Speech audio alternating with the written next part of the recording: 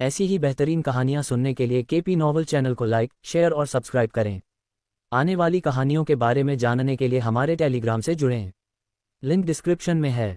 Chaos डिवाउरर system, अध्याय 661, एक युद्ध विराम। तुम मुझे एक बुरे व्यक्ति की तरह दिखा रहे हो। अगर तुम्हारे कबीले को वाकई मदद की ज़रूरत है तो तुम्हारा संरक्षक तुम्हें बचाने आ सकता है। और अगर तुम किसी राजा की प्रतीक्षा कर रहे हो तो मुझे पूरा यकीन है कि फ्लफी पूरे ब्रह्मांड में अकेली चारधारी वाली बिल्ली नहीं है, नहीं वह सबसे मजबूत के करीब है। अगर तुम्हारे शून्य कबीले को वाकई मदद की ज़रूरत है तो वे सभी एक साथ इकट्ठा होकर तुम्हारी मदद करेंगे। मैं तुम्हारे लिए अपने साथी को जीवन भर की कठिनाई और सिरदर्द में मजबूर नहीं करूंगा। मैं तुमसे मेरे लिए ऐसा करने का अनुरोध नहीं कर रहा हूं। यह मेरे और मेरे कबीले के लिए बहुत स्वार्थी होगा। अगर तुम पहले कभी यहाँ नहीं आए होते तो हम बहुत अच्छे होते। ये सच है, जेरस ने चाय पीते हुए जवाब दिया। लेकिन एक बिंदु है जिसे तुम भूल गए हो, युवा। शक्ति का एक बहुत ही महत्वपूर्ण बिंदु, बूढ़े आदमी ने कहा और जेरस ने एक भान उठाए। और वह क्या है, बूढ़े? देखिए, शक्ति के साथ एक खास चीज आती है और वह है जिम्मेदारी। शक्ति के साथ पैदा होने वाले या उससे भी बड़ी शक्ति के लिए चुने जाने वाले किसी भी व्यक्ति का जीवन में कोई उद्देश्य अवश्य होगा। यहाँ तक कि आपका भी जीवन का कोई उद्देश्य है न? और मुझे यह मत बताइए कि यह सिर्फ आराम करना और बेहतर जीवन की तलाश करना है, अन्यथा आप यहाँ नहीं होते। आपको क्या लगता है कि आपके साथी का जीवन उद्देश्य क्या है, जो हमेशा आपके पीछे रहता है और हमेशा आपकी सुरक्षा में रहता है? जेरास ने पूछा, हाथ से कप को मुंह में पकड़े हुए कुछ सेकंड के लिए रुक गया। सच तो यह है कि आप कभी नहीं जानते कि फ्लफी का जीवन उद्देश्य क्या है और कभी परवाह भी नहीं की। इसलिए नहीं कि आप एक बुरे व्यक्ति हैं, बल्कि इसलिए कि आपने उसे पहले ही एक उद्देश्य दे दिया है, आपका जीवन साथी बनना। जबकि मैं कह सकता हूं कि यह सभी शून्य बिल्लियों के लिए सच हो सकता है जो किसी भी नस्ल के साथ जुड़ गए हैं। हमेशा कुछ अपवाद होते हैं, जैसे कि वह बहुत बड़े जीवन उद्देश्य के लिए किस्मत में है। वह इस ब्रह्मांड में सभी शून्य बिल्लियों का एकमात्र राजा है। उसका उद्देश्य सिर्फ एक साथी होने से कहीं ज्यादा है, और तुम उसके जीवन के उद्देश्य में बाधा डाल रहे हो। पुजारी ने अपनी दाढ़ी को रगड़ते हुए कहा, जबकि जेरास ने आह भरी। आह, तुम देखो, बूढ़े, जब से मेरी साधना शुरू हुई है, लोग हमेशा कहते रहे हैं कि मैं बहुत बेवकूफ़ हूं और बुद्धि का दीवाना हूं, और मैंने कभी इस पर बहस नहीं की। ऐसा लगता है कि मुझे बुद्धिमान दिमाग के अलावा सब कुछ मिला है। तुम हजारों सालों से जी रहे हो, तुम्हें बहस में जीतना नामुमकिन के करीब होगा। मैं जिस चीज़ में माहिर हूं वह है क्रूर बल। अगर कोई मुझसे ज़्यादा बुद्धिमान है तो ये हमेशा ठीक है, अब तक मैं चाहूं तो उन्हें बर्बाद कर सकता हूं। तो तुम बहस को निपटाने के लिए मुट्ठी की लड़ाई का प्रस्ताव रखते हो? बूढ़े ने भौहें चढ़ाते हुए कहा, जबकि जेरास ने उपहास किया। ये बहुत बर्बर होगा, और मेरे साथी की नियति ऐसी चीज नहीं है जिसे मैं मुट्ठी से तय करना पसंद करूंगा। मैंने भी ऐसा ही सोचा था, पुजारी ने धीरे से अपनी चाय पीते हुए कहा। मैं जो प्रस्ताव करता हूं वह बहुत सरल है। जीवन के उद्देश्य के बारे में मैं सहमत हूं कि हर किसी का वास्तव में अपना जीवन उद्देश्य होता है, या तो वह जो उसने चाहा हो या वह जो उसके जन्म के तुरंत बाद पैदा हुआ हो। जीवन के उद्देश्य वास्तव में सत्य हैं, और चूंकि यह फ्लफी का जीवन उद्देश्य है तो हम फ्लफी को खुद ही क्यों नहीं तय करने देते? अगर वह उस जीवन उद्देश्य को अपनाने के लिए सहमत होता है जिसके लिए उसे जन्म से ही नियुक्त किया गया था, तो ठीक है, मैं कम से कम उसकी इच्छा का सम्मान करूंगा। लेकिन अगर वह अन्यथा तर्क देता है तो यह आखिरी बार होगा जब आप इस विषय पर मुझसे बात करेंगे। आप क्या कहते हैं? जेरास ने उससे पूछा, इस बारे में अच्छी तरह से सोचने के बाद।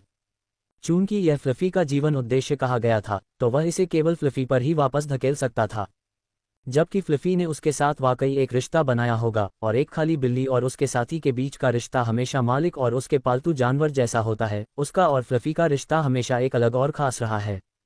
वह फ्लफी को पालतू जानवर नहीं मानता था, वह मानता था कि वह उसकी लंबी यात्रा का साथी है। इसलिए बेचारी बिल्ली के गले में यह विचार जबरदस्ती डालने के बजाय वह उसे अपने भविष्य के बारे में खुद ही फैसला करने क्यों नहीं देता? ये वास्तव में एक बहुत ही उचित राय है। हम बस उस व्यक्ति को खुद ही फैसला करने देते हैं। लेकिन मुझे डर है कि इसमें थोड़ी समस्या है। आपकी बिल्ली अपनी वर्तमान स्थिति में फैसला नहीं ले सकती। क्या हाल है? जेरास ने भौहें सिकोड़ते हुए पूछा, जो पहले से ही सिरदर्द पैदा करने वाली बातचीत से थक चुका था। क्या मैं आपसे हमारे मंदिर में आने और खुद देखने के लिए कह सकता हूँ? उसके बाद मैं आपके निर्णय का सम्मान करूंगा, चाहे वह कुछ भी हो, बूढ़े आदमी ने कहा। जेरास ने अपने कंधे पर फ्लफी को देखा, जिसकी आंखें भी उसे घूर रही थीं। उसका भाव बेपरवाह था, जैसे कि उसे इस बात की परवाह ही नहीं थी कि वे दोनों किस बारे में बहस कर रहे थे। और जेरास अपने पैरों पर खड़ा हो गया। रास्ता दिखाओ, उसने कहा, जब बूढ़ा आदमी अपने बांस के घर की ओर चला गया। ये काफी सरल था, जिसमें एक बड़ा बांस का लिविंग रूम था जो दूर की तरफ रखे गद्दे के कारण बेडरूम के रूप में भी काम करता था, और कमरे में केवल एक ही दरवाजा था। इसकी ओर चलते हुए बूढ़ा आदमी इसमें प्रवेश कर गया। कुछ सेकंड बाद जेरास भी उसके पीछे चला गया। ओह, बिल्कुल छुपा हुआ, उसने खुद से सोचा, कमरे में अंतहीन रूप से घूमते हुए विशाल पोर्टल को देखकर। ये हमारे पूर्वजों का मंदिर है। किसी को भी इसे अपवित्र करने की अनुमति नहीं दी जाएगी और पूरे कबीले में केवल पुजारी ही ऐसा कर सकता है। इसलिए यह मुझे सौंप दिया गया है और अब यह मेरी जिम्मेदारी है, पुजारी ने कहा, और जेरास ने सिर हिलाया। इससे पहले कि वे दोनों पोर्टल में गायब हो गए, उनकी आकृतियां फीकी पड़ गईं। वह केवल आत्मविश्वास के साथ उस युवक का उसके निवास में पीछा कर सकता था और यहां तक कि उसे किसी अज्ञात स्थान पर भी ले जाया जा सकता था, क्योंकि जेरास को पूरा भरोसा था कि वह अपनी वर्तमान शक्ति से उसे कुछ ही मिनटों में खून से लथपथ कर सकता है। अध्याय 662, खूनी शून्य बिल्ली की विरासत भूमि। उसके ठीक सामने एक मंदिर था जो अजीबोगरीब बहुरंगी लकड़ियों से बना हुआ था, और उसके सामने दो बड़ी बहुरंगी बिल्लियों की मूर्तियां रखी हुई थीं। बिना बताए वह पहले से ही मूर्तियों और यहां तक कि मंदिर से निकलने वाली आभा को महसूस कर सकता था। वह शून्य बिल्लियों की आभा से इतना परिचित था कि उसने विभाजित क्षेत्र में देखा था, जहां से वह ऊपरी क्षेत्रों में प्रवेश करने से पहले पार कर गया था। ये हमारी खूनी शून्य बिल्ली विरासत है। हमारे अपने पहले पुजारी के हाथों से बनाया गया। उसके हाथ उन लोगों के खून से रंगे हुए हैं जिन्होंने हमारे पूर्वज शून्य बिल्ली जाति और अन्याय के खिलाफ लड़ाई लड़ी है। पुजारी यह कह रहा था जब जेरस ने देखा कि फ्लफी अचानक उसके कंधे से नीचे कूद गई और मंदिर के द्वार के अंदर चली गई। ऐसा लगता है कि आपका साथी भी आभा को महसूस कर सकता है, पुजारी ने कहा, और जेरस ने अपनी भौहें सिकोड़ लीं और पुजारी के पीछे मंदिर में चला गया। अंदर घुसने पर वहां कुल 3 मूर्तियां और एक वेदी थी, जहां एक दांत एक किताब के ऊपर रखा हुआ था। इनके अलावा कमरे को सुनसान ही कहा जा सकता है। यह आपकी जाति की विरासत का मैदान है। ये कुछ खाली, मुझे पता है, लेकिन यह वह सब कुछ है जो किसी भी अन्य शून्य बिल्ली को समझने की जरूरत है, उसने फ्लफी की ओर इशारा करते हुए कहा, जो वर्तमान में अजीब वेदी पर था। उसके हाथ वेदी पर रखे गए एक बड़े बाघ जैसे दांत पर थे। इतिहास में कहा गया था कि दांत रोएदार बिल्ली का होता है और किताब इंसानी बिल्ली की होती है। मुझे लगता है कि उनका मतलब था कि केवल एक शून्य बिल्ली ही दांत में छिपे शब्दों को समझ पाएगी, और केवल आप जैसा कोई इंसानी बिल्ली ही किताब को समझ पाएगा, पुजारी ने कहा जब जेरास वेदी पर फ्लफी को देखने के लिए मुड़ा, जिसने अपना हाथ दांत पर रखा हुआ था। उसका फर चमक रहा था। किताब को अपने हाथों में उठाकर उसने खोला, और जब उसने सूखे खून से लिखे नोट देखे तो वह हैरान रह गया, जिसमें अविश्वसनीय रूप से जानलेवा और शक्तिशाली आभा थी जो अन्याय के खिलाफ लड़ने की इच्छा से भरी हुई थी। चुपचाप समय बीतता गया। जब जेरास ने आखिरकार किताब बंद कर दी, उसकी आंखों में भावनाओं की एक असंख्य किरणें चमक उठी, क्योंकि उसने पाया कि पुजारी जो कुछ भी कह रहा था वह वास्तव में सच था। किताब में न केवल कुछ हजार साल पहले हुई घटनाओं का विवरण था, बल्कि शून्य बिल्लियों के बारे में भी सब कुछ था। उनका अजीब जागरण, 4 धारीदार शून्य बिल्लियों की विशेषता, जागरण अनुष्ठान की प्रक्रिया और आवश्यकताएं, सब कुछ सही ढंग से सूचीबद्ध था और पुजारी द्वारा वर्णित के अनुसार ही था। अचानक फ्लफी के होठों से बाघ जैसी दहाड़ निकली। जैसे ही जेरास ने अपना ध्यान उस पर लगाया, उसकी आंखें सिकुड़ गईं जब उसने देखा कि गहरे लाल रंग के रून धीरे धीरे फ्लफी के पूरे फर को ढक रहे थे, और उसके पीछे खून से लाल बिल्ली का अजीब सा भूत बनने लगा था, और फ्लफी की दहाड़ और भी तेज होती जा रही थी। ये घटना के क्रोध में खो रहा है, पुजारी ने कहा, और जेरास की आंखें चमक उठीं, जो मामले की गंभीरता को समझ गया। वास्तव में ऐसा कोई नहीं होगा जो ये सुनकर क्रोधित न हो कि कैसे उसके अपने कबीले के सदस्यों के साथ अतीत में बुरा व्यवहार किया गया है, खासकर इतने जघन्य तरीके से, और इस तरह ऐसी स्वाभाविक प्रतिक्रिया संभव थी। फिर भी वह चिंतित था, क्योंकि उसने पहले कभी फ्लफी को एक भी जानलेवा आभा से नहीं देखा था। उसे अचानक एक आभा कैसे मिल गई, और वह भी इतनी। शांत हो जाओ फ्लफी, ये हमेशा ठीक रहेगा, जेरास ने कहा, उसे शांत करने के प्रयास में उसके रोएदार सिर पर हाथ फेरते हुए उसकी पूंछ के पीछे तक। और ऐसा लग रहा था कि इससे उसे मदद मिली है, क्योंकि उसने फ्लफी को खुद को शांत होते देखा। उसके शरीर के चारों ओर लाल रंग के रून तेजी से फीके पड़ते जा रहे थे।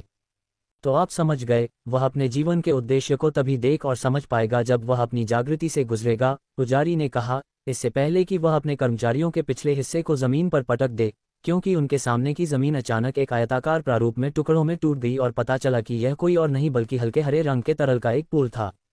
शून्य जागृति पूल, जेरास ने चौंकते हुए पूछा, बुदबुदाते तरल को देखते हुए, कुछ ऐसा जो उसने नोट्स पढ़ने से समझा था। जबकि शून्य बिल्लियां वास्तव में किसी भी समय जागृति से गुजर सकती थीं, जब उनका शरीर आराम की स्थिति में प्रवेश करता था, वहां एक विशेष तरल था जो उन्हें आसानी से जागृति से गुजरने में सक्षम बनाता था, भले ही उनका शरीर अभी तक अपनी आराम की स्थिति में प्रवेश न कर पाया हो। जागृति कुंड उन्हें सैकड़ों गुना तक जागृति की कार्यक्षमता और प्रभावशीलता को बढ़ाने में भी मदद करता है। ये कुछ ऐसा था जो शून्य बिल्लियों के लिए भी पौराणिक कथाओं के करीब था। इसलिए जब उन्होंने यहाँ एक देखा तो निश्चित रूप से उन्हें आश्चर्य हुआ। ये कुछ ऐसा है जो हमारे पुजारी ने अपने एक लंबे अभियान में पाया था। तब से उन्होंने इसे यहाँ छिपा दिया था, यह आदेश देते हुए कि अगर सही व्यक्ति मिल जाए तो इसका इस्तेमाल किया जाना चाहिए, और मुझे लगता है कि वह इसके योग्य से भी अधिक है। फिर भी जागृति में अपना सामान्य समय लगेगा, जो कि 3 महीने है। चूंकि वह पहले से ही अपने दूसरे जागरण से गुजरने के योग्य है, तो उसे अपनी नींद से जागने और अपने जागरण अनुष्ठान को पूरा करने में कुल 6 महीने लगेंगे, पुजारी ने कहा, और ज़ेरास की भौहें सिकुड़ गईं। 6 महीने? मैं यहाँ 6 महीने तक इंतजार नहीं कर सकता, मुझे अपने बड़ों का अनुरोध पूरा करने के लिए जाना है, ज़ेरास ने भौहें सिकुड़ते हुए सोचा। उसकी शुरुआती योजना जुमोंग वन क्षेत्र के अंदर कुछ हफ्ते बिताने की थी, और इस दौरान वह अपनी खेती को स्थिर करने की कोशिश करेगा और शायद अपने 9 स्टार फिस्ट मैनुअल को तीसरे स्तर तक विकसित करेगा, इससे पहले कि वह उस जगह की ओर बढ़े जहां उसे फ्लफी के साथ बुलाया जा रहा था। लेकिन अब फ्लफी के जागने में 6 महीने लगेंगे, ठीक उसी समय जब वह अपने दूसरे को दिए गए अनुरोध के बारे में वापस बुलाएगा। और अतिरिक्त मदद, भले ही यह अनिश्चित हो, कुछ ऐसा नहीं है जिसे ज़ेरास जाने देगा। नहीं, अगर यह किसी ऐसे व्यक्ति से हो जो उसके दूसरे जितना ही शक्तिशाली हो। और अब वह 2 विकल्पों के बीच उलझा हुआ था, फ्लफी के जागने को बलपूर्वक रोकना और वे दोनों उस जगह पर चले जाना, या फ्लफी को यहाँ ब्लड वॉर्ड कैट्स के साथ छोड़ देना, जिन पर उसे 6 महीने तक 0 का भरोसा था, और अकेले जाना। अध्याय 663, कोई विकल्प नहीं। मैं फ्लफी को यहाँ तुम्हारे साथ नहीं छोड़ूंगा, यह मेरा अंतिम निर्णय है, ज़ेरास ने जोर से कहा, उसकी आवाज़ में पुनर्विचार के लिए 1 इंच भी जगह नहीं थी। अगले ही पल उसने पुजारी की ओर देखने की जहमत नहीं उठाई, इससे पहले कि वह तुरंत बाहर निकल जाए, पहले से ही मिशन को अभी शुरू करने की योजना बना रहा था। लेकिन जब उसने देखा कि वह फ्लफी के कदमों की आवाज़ नहीं सुन पा रहा है, तो वह अपने कदम रोके बिना नहीं रह सका। ज़ेरास ने अपनी नज़र पीछे की ओर घुमाई, केवल फ्लफी की पीठ को देखने के लिए। छोटी सी चीज़ अभी भी हरे रंग के पूल को घूर रही थी। मुझे मत बताओ कि यह वास्तव में इसके लिए जाना चाहता है, ज़ेरास ने खुद से सोचा और फ्लफी की ओर चला गया। वह देख सकता था कि बिल्ली की आंखें सीधे पूल पर थीं। ये पहली बार था जब उसने बिल्ली को किसी चीज़ को इतनी दृढ़ता और दृढ़ विश्वास के साथ घूरते हुए देखा था। मुझे विश्वास नहीं हो रहा है, तुमने जागृति से गुजरने का फैसला किया है न? ज़ेरास ने कहा, जब वह पूल के सामने बैठा, उसकी आंखें भी उस पर स्थिर रूप से घूर रही थीं। म्याओ, फ्लफी ने उसे हाँ की आवाज़ दी। ज़ेरास स्थिर रूप से घूर रहा था, उसकी नज़र खोई हुई लग रही थी, इससे पहले कि उसके चेहरे पर एक अविश्वसनीय रूप से चौड़ी मुस्कान खिल जाए। अब जब मुझे ये याद आया, तो ये पहली बार है जब तुमने मुझसे वास्तव में कुछ मांगा है, ज़ेरास ने थोड़ा हंसते हुए कहा। और यह ठीक वैसा ही था जैसा उसके शब्दों से पता चलता था, ये वास्तव में पहली बार था जब फ्लफी ने उससे कुछ चाहा था, इतना दृढ़ निश्चयी। छोटा लड़का हमेशा उसके निर्णयों की धारा के साथ बहता था, कभी भी उसके खिलाफ नहीं हुआ। ये हमेशा उसके अपने जीवन की धारा के साथ बहता था। लेकिन ऐसा लगता है कि अब सही समय आ गया है। अब उसे अपने जीवन की झलक मिलनी शुरू हो गई थी, और ऐसा लगता है कि अब वह अपनी ही लहर पर बहेगा। तो आगे बढ़ो, जब तुम 6 महीने बाद वापस आओगे, तो तुम मुझे पहले की तरह ही करीब पाओगे, और तुम जिस भी लहर पर चढ़ोगे, मैं हमेशा तुम्हारे साथ रहूंगा। ज़ेरास ने कहा, जब फ्लफी अचानक उसके चेहरे पर कूद पड़ी और एक ऐसी खर्राटे भरी आवाज़ निकाली जो उसकी कृतज्ञता को दर्शाती थी। अब जाओ, जितना जल्दी हो सके उतना अच्छा है, हमारे पास समय के अलावा सब कुछ है, तुम जानते हो। ज़ेरास ने उसे सोचा, जबकि फ्लफी अनिच्छा से अलग हो गया और तुरंत हरे पूल में गोता लगा दिया। उसका सारा फर तुरंत चमक उठा और वह बेहोशी की हालत में डूब गया, पूल के तल पर जा गिरा। 72 घंटे से ज्यादा समय बीत गया जब ज़ेरास ने फ्लफी के बदलाव के चरण को देखा। उसका फर धीरे धीरे उसके शरीर से दूर होता गया जब तक कि उसने एक छोटा सा कोकून नहीं बना लिया जिसने उसके शरीर को ढक लिया, यहाँ तक कि ज़ेरास की नज़र भी बंद हो गई। फिर भी वह कोकून की दीवारों के भीतर होने वाले तेज विकास की शक्ति को महसूस कर सकता था, और ऐसा लग रहा था कि यह परिवर्तन जल्द ही खत्म नहीं होने वाला था। इसमें कोई संदेह नहीं था कि इसमें वास्तव में 6 महीने लगेंगे। 3 दिनों तक चुपचाप अपने विचारों के साथ बैठने के बाद वह आखिरकार उठ खड़ा हुआ। मंदिर से दूर जाने से पहले कोकून पर एक आखिरी नज़र डाली। उसके पीछे पुजारी भी था जो पिछले 3 दिनों से उसके साथ चुपचाप खड़ा था। वे दोनों बाहर चले गए। पुजारी ने मंदिर का दरवाज़ा बंद कर दिया और फिर वे घूमते हुए ब्लैक होल में चले गए। जल्द ही बाहर पहुंच गए, वापस बांस के जंगल में। तुम्हारे विचार बहुत अस्थिर हैं, आओ हल्की हवा से सब कुछ उड़ा दो और चाहे तुम्हारे विचारों को एक बार फिर शांत कर दे, बूढ़े आदमी ने कहा जब वे बगीचे में बैठे थे, हरी चाय की चुस्की ले रहे थे जो वाकई कमाल कर रही थी। अब जेरास को एहसास हुआ कि हवा कितनी ठंडी थी और वह इस बात से हैरान था कि सब कुछ कितना शांतिपूर्ण हो सकता है। वह इस रास्ते पर बहुत दूर भटक गया था, इतना कि वह दुनिया की सभी प्राकृतिक चीज़ों के प्रति अंधा होने लगा था। जंगल में बांस, उनके सामने बगीचा, सरसराहट वाली हवा, घास का मैदान, हर चीज़ में इतनी खूबसूरती थी और वह उन्हें बिल्कुल भी नहीं देख सकता था, जैसे कोई चीज़ उसकी नज़र को छिपा रही थी। जैसे जैसे वह बड़ा होता जा रहा था, जैसे कोई व्यक्ति दलदल में और भी ज्यादा डूबता जा रहा हो। क्या आप हमारे साथ अपने साथी की सुरक्षा के बारे में चिंतित हैं? मुझे सहमत होना होगा कि अपने वफादार साथी को उन आदिवासियों के समूह के साथ भरोसा करना वास्तव में बहुत मुश्किल है, जिनसे आप कुछ ही दिनों में मिले हैं, पुजारी ने कहा। उसकी बूढ़ी आंखें जेरास को घूर रही थीं, जो चुप था, बस चुपचाप चुस्कियां ले रहा था। तुम्हें पता है, जेरास ने अचानक कहा, फिर रुक गया। आमतौर पर ऐसी स्थिति में मैं तुम्हें बहुत धमकाता, जैसे कि अगर उसे कुछ हुआ तो मैं तुम्हारे पूरे कबीले को राख कर दूंगा, और इस तरह, जेरास ने खाली आंखों से कहा, जबकि पुजारी ने बस मुस्कुरा दिया। लेकिन अब ये कहना भी खालीपन लगता है। जैसे कि मैं, जेरास ने रुकने से पहले एक बार फिर कहा, उसके हाथ चाय को मेज पर गिरा रहे थे। तुम्हारे जैसे कि क्या? पुजारी ने भी चाय का प्याला नीचे रखते हुए कहा।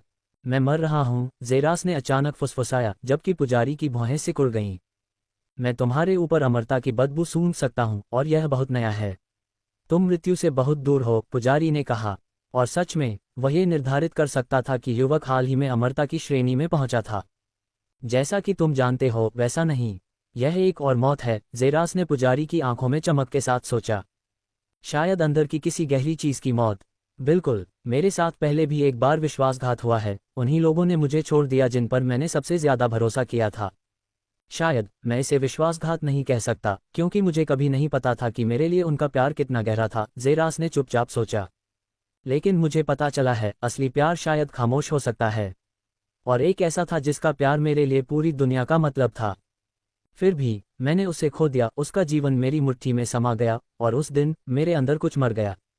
कुछ ऐसा जिसे मैं वास्तव में समझा नहीं सकता था। लेकिन ये स्पष्ट था कि मैंने कुछ खो दिया था। अध्याय 664, खतरे से बेहतर। पुजारी ने थोड़ा गुनगुनाया, आवाज उस जगह के चारों ओर हल्की हवा के साथ फैल गई। मुझे ऐसा लग रहा था कि मैंने उस चीज का कुछ हिस्सा वापस पा लिया है जिसे मैंने फ्लिफी के साथ जुड़ने पर खो दिया था। हमारा रिश्ता वास्तव में कुछ खास नहीं था। वह बस मेरे पास आया, मेरी उंगली से लिपट गया, और जब मैंने उसे बाहर भेजने की कोशिश की, तो वह बस चमक उठा, और मुझे बताया गया कि मेरा एक खाली बिल्ली से रिश्ता बन गया है। मुझे वास्तव में ये कुछ खास नहीं लगा, जेरास ने सोचा। उसकी आंखें उस दिन की याद दिला रही थीं जब वह फ्लिफी से मिला था। वह समय जब वो निक को खोने के कारण उसका दिल अभी अभी खोखला हुआ था। मैंने उस खोखलेपन को अंदर से बंद करने की हर संभव कोशिश की। मैं इसे छिपाने के लिए मुस्कुराया, एक प्लेबॉय बनने की कोशिश की, मैंने विचारों को दूर करने के लिए धूम्रपान किया, मैंने एक पागल की तरह कड़ी लड़ाई लड़ी, मैं पूरी तरह से आगे बढ़ गया, लड़ाई में खुद को थका दिया, मैंने खून बहाया, निर्दयी बन गया। मैंने एक प्यार को भी स्वीकार किया, उम्मीद है कि शायद ये चीज़ों को थोड़ा सा साफ कर देगा, जेरास ने सोचा, प्रोडिजीज वॉर इवेंट में अपने दिनों और राजकुमारी सिहेलरिया के साथ अपने क्षणभंगुर समय को याद करते हुए। लेकिन इसमें से कुछ भी वास्तव में काम नहीं आया। मैं अभी भी खाली महसूस करता था। मुझे लगा कि मुझे जो प्यार मिल गया है, मैं कभी उसके पास वापस नहीं गया, न ही कभी उम्मीद की कि वह प्यार मेरे पास वापस आएगा, जेरास ने सोचा। जबकि वह राजकुमारी सिहेलरिया के साथ थोड़ा बहुत जुड़ा हुआ था, प्रोडिजीज युद्ध की घटना के बाद प्यार की भावना धीरे धीरे खत्म हो गई थी। जब वे संप्रदाय में आए तो वह कभी भी उसके पास नहीं गया, न ही उसने अपने पूरे कार्यकाल में उसे देखा। ऐसा नहीं था कि वह ऐसा करने के लिए पर्याप्त स्थिर था, न ही उसके पास समय था। लेकिन समय की कमी को अनदेखा करते हुए, जेरास उस प्यार को समझ नहीं पाया जो उसे दिखाया गया था। उसने कभी इसके बारे में नहीं सोचा, यह उसके दिल में कभी नहीं था। लगभग ऐसा लगता था कि वह प्यार के प्रति सुन्न था। ये लगभग आधी मौत जैसा था, लेकिन मुझे वास्तव में एक व्यक्ति से प्यार था, और वह फ्लिफी था। उसने वास्तव में मेरे दिल से उस खोखलेपन को रोक दिया, और हर सेकंड जब वह मेरे कंधे पर खड़ा होता था, तो मुझे जीवित से अधिक महसूस होता था। मैं देख सकता था कि अभी भी आशा थी, और वह मेरे लिए सब कुछ बन गया। शायद यह मेरा स्वार्थ था कि मैं अपना सारा बोझ और नुकसान उसके ऊपर डाल दूं। फिर भी, ये निर्विवाद था कि फ्लिफी ने मुझ पर किसी भी चीज से ज्यादा प्रभाव डाला, और मैं कह सकता हूं, वह धीरे धीरे उस खोखलेपन को भर रहा है। लगता है कि यह तुम्हारे लिए अच्छी बात है, पुजारी ने कहा। जेरास ने सिर हिलाया, इससे पहले कि उसकी आंखों में चिंता की चमक आ जाए। लेकिन इसके साथ ही उसका अपना डर भी था, फ्लिफी को खोने का डर। वही था जो धीरे धीरे मेरे भीतर के उस खोखलेपन को भर रहा था। एकमात्र व्यक्ति जिसने मुझे लड़ते रहने का कारण दिया। लेकिन क्या होगा अगर मैंने फ्लफी को भी खो दिया? मैं अंदर से पूरी तरह से मर चुका होऊंगा। और जब मैं अंदर से पूरी तरह से मर जाऊंगा तो क्या होगा? जब खोखलेपन का अंधेरा आखिरकार मुझे जकड़ लेगा। मुझे डर है कि इसका क्या नतीजा हो सकता है, सही या गलत के बीच का भेद खोने का डर, और मेरा सारा भरोसा पूरी तरह से खत्म हो जाने का डर। क्या तब कोई मुझे रोक पाएगा? वे मर चुके होंगे, है न? ज़ेरास ने पुजारी से कहा, जिसकी आंखों में असंख्य भावनाएं चमक रही थीं। अगर तुम्हारे दिमाग में कोई योजना है तो वह फ्लफी के बारे में तुमने जो सच कहा उससे अलग है। मुझे लगता है कि अब आप इसके परिणामों को जानते हैं। अगर किसी तरह से मैं फ्लफी को खो देता हूं तो आप उस दर्द और पीड़ा की कल्पना कर सकते हैं, है न? सब कुछ खो देने का गुस्सा और मेरे दिमाग से जो कुछ भी गायब हो रहा है उसका तर्क। मानो या ना मानो, मैं खुद की ऐसी स्थिति से किसी और से भी ज्यादा डरता हूं, ज़ेरास ने चुपचाप फुसफुसाते हुए कहा। जैसे ही वह धीरे धीरे अपनी बैठने की स्थिति से उठा और बिना कुछ कहे वह धीरे धीरे आसमान की ओर उठा और एक तेज रोशनी की किरण बन गया जो जल्दी से दूर गायब हो गई। पुजारी की आंखें एक बार भी नहीं हिलीं जब तक कि ज़ेरास दूर दूर तक गायब नहीं हो गया।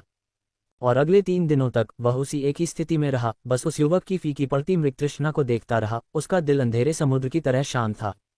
लोग कहते हैं कि सबसे डरावने लोग वे होते हैं जो अंदर से खोखले होते हैं, कुछ भी महसूस नहीं करते। एकदम सही हत्या करने वाली मशीन। लेकिन कोई भी वास्तव में खोखले शब्द का दावा नहीं कर सकता। चाहे वे किसी भी तकनीक का अभ्यास करें, कोई भी वास्तव में साधना की खोखली अवस्था तक नहीं पहुंच पाएगा, क्योंकि यह शब्द के अर्थ से कहीं अधिक है। खोखलापन, इसे लगभग वर्णित भी नहीं किया जा सकता है, पुजारी ने अपने आप से कहा। उसे कुछ महान और उदात्त की समझ आ रही थी। लेकिन अब मैं सच्चे खोखलेपन की हल्की बदबू महसूस कर सकता था। मैं एक ऐसे प्राणी को देख रहा हूं जिसके पास सच्चे खोखलेपन की सच्ची क्षमता है। अगर वह वास्तव में खोखला हो गया तो दुनिया में क्या छोड़ा जाएगा? मैं दुनिया में अपनी हर प्रिय चीज की कसम खाता हूं। मैं उसकी रक्षा करूंगा और यह सुनिश्चित करूंगा कि जागृति सफल हो, भले ही इसके लिए मुझे अपनी जान देनी पड़े। मैं वादा करता हूं, पुजारी ने कहा। और उसके बाद उसने अपने कबीले को आधे साल की नींद का संदेश दिया, मंदिर में गायब होने से पहले, और उसके द्वार के सामने चुपचाप पहरा देने और प्रतीक्षा करने के लिए बैठ गया। शायद यह उसे सिर्फ धमकी देने से बेहतर होगा, ज़ेरास ने खुद से सोचा, क्योंकि वह तेजी से आसमान में उड़ रहा था। उसे वार्ड ब्लड बिल्ली पर भरोसा नहीं था, लेकिन वह फ्लफी को 6 महीने तक बचाने के लिए भी इंतजार नहीं कर सकता था। इस मामले में उसके पास कोई विकल्प नहीं था। आमतौर पर वह उन्हें किसी चीज से भयंकर रूप से धमकाता, लेकिन वह तरीका काम नहीं करता। पुजारी एक अमर पद था और हजारों सालों से जीवित था। किस तरह की धमकी उसने पहले नहीं सुनी थी। वह उसकी धमकी को सिर्फ एक डरे हुए बच्चे की बकवास मानता। इसलिए उसने उसके सामने सच बोलने का फैसला किया। एक ऐसी प्रक्रिया जिसके बारे में उसे विश्वास था कि यह उसके दिल को एक साधारण धमकी से ज्यादा छू जाएगी। और उसे पता नहीं था कि यह उसके लिए काम कर गई। अध्याय 665, आगे बढ़ना। फ्लफी के मुद्दे को ज़ेरा के दिमाग में हल कर लेने के बाद वह तुरंत उस जगह की ओर बढ़ गया जहां से उसे बुलावा आया था। उसने पाया कि उसके हाथ के चारों ओर उलझे हुए बाल चमक रहे थे। वह जितना उस जगह के करीब गया वह उतना ही चमकीला होता गया, ये सुनिश्चित करने के लिए एक मिनी पुष्टि उपकरण के रूप में कार्य करता रहा कि वह सही रास्ते पर है। फिर भी ज़ेरा की यात्रा में अनगिनत बार रात होती है और सुबह होती है। वह दिन भर यात्रा करता है और रात में अपनी नई खेती को संतुलित करता है। ब्रेक और स्टॉप के विकल्प ने अंततः उसे अछूते वन्यजीवों और पर्यावरणीय कठोरता और घटनाओं के विशाल अनदेखे मैदानों से यात्रा करते हुए कुल 2 महीने बिताने पड़े, जिन्हें उसने पहले कभी नहीं देखा था। ज़ेरा जितना गहराई में गया, घास के अलावा एक भी जानवर, इंसान या कोई भी जीवित चीज दिखाई नहीं दे रही थी, और जब वह बुलावे की जगह की गहराई में गया तो उसे जीवन की झलक भी मुश्किल से दिखी। विश्वास करना कि इस ब्रह्मांड में अभी भी ऐसी जगहें बची हैं जिन्हें अभी तक खोजा नहीं जा सका है। ज़ेरा ने भौहें सिकोड़ते हुए सोचा, कोने कोने से गुजरते हुए आखिरकार उस जगह पर पहुंच गया जहां उसे होना चाहिए था। एक जगह, अंतहीन पहाड़ी परिदृश्य के भीतर। एक ऐसी जगह जहां गुरुत्वाकर्षण अपना अर्थ खो चुका था, क्योंकि पत्थर हवा में लटके हुए थे, ऊपर नीचे लहरा रहे थे, जैसे कि कुछ अदृश्य तरंगों द्वारा गतिमान किए गए हों। मुड़े हुए गुरुत्वाकर्षण के क्षेत्र से गुजरते हुए वह आखिरकार उसके सामने पहुंच गया, और ये दृश्य उसे चौंका गया, क्योंकि उसने जो देखा वह एक कब्रिस्तान के अलावा कुछ नहीं था। कब्रों की एक लंबी कतार ने ज़ेरा की भौहों को भ्रम में डाल दिया। ऐसी जगह पर कब्रें कैसे थीं? ये किसी भी बस्ती से बहुत दूर थी और बिल्कुल भी संबंधित नहीं थी। शवों को दफनाने के लिए यहाँ कौन आ सकता था, या यहाँ कोई पूर्व बस्ती थी जहाँ मृतकों को दफनाया जाता था? ज़ेरा ने थोड़ा गुनगुनाया, अपनी नज़र अपनी कलाई के चारों ओर बुने बालों पर घुमाते हुए, ये देखते हुए कि यह वर्तमान में एक अविश्वसनीय रूप से शक्तिशाली बैंगनी प्रकाश से जगमगा रहा था। अचानक बैंगनी प्रकाश की एक किरण तुरंत आकाश में उड़ गई। जैसे ही ज़ेरा ने आगे देखा और उसने देखा कि प्रकाश किरण का स्रोत कोई और नहीं बल्कि कब्रों में से एक था। ऐसा लग रहा था कि इसमें कोई अंतर नहीं था। प्रकाश किरण केवल 5 सेकंड के लिए चमकी और फिर तुरंत गायब हो गई, और ज़ेरा तुरंत कब्रिस्तान की ओर चल पड़ा, धीरे धीरे अपनी तलवार को बाहर निकाला। कब्रिस्तान पर तुरंत 3 वार किए गए, जिससे धरती अलग हो गई, और धीरे से अपनी तलवार को म्यान में रखते हुए ज़ेरास ने अपने पैरों को जमीन पर जोर से पटका, जिससे धरती आसमान में चली गई। उसके शरीर से आभा की एक शक्तिशाली लहर निकली और चट्टानें उससे दूर चली गईं।